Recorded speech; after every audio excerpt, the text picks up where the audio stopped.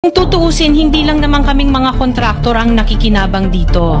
Marami din sa inyo, mga politiko, ang nagpapataba ng bulsa sa pangungurakot.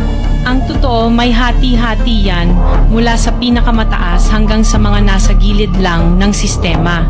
Huwag nyo kaming gawing panakip butas kasi kung babalikan ang lahat ng transaksyon, makikita ninyong mas malaki pa ang napupunta sa inyo kaysa sa amin.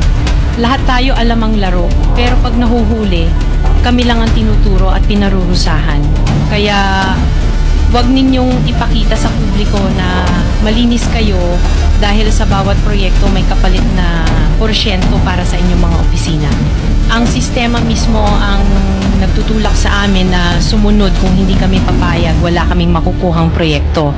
Pero sa likod niyan, kayo rin ang pinakaunang nagdidikta kung magkano ang dapat itabi para sa inyo. Kaya kung talagang seryoso kayong mag-imbestiga, wag lang kaming kontraktor ang sisihin.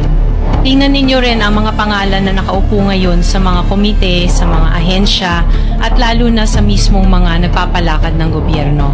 Dahil sa totoo lang, pare-pareho tayong nasa iisang lamesa, iba-iba lang ang laki ng parte na nakukuha. Kawawa po talaga ang mga mamamayang Pilipino kasi ninanakaw lang natin ang kaban ng bayan.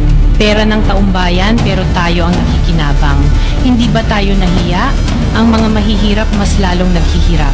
Kaya tama na ang pangungurakot natin.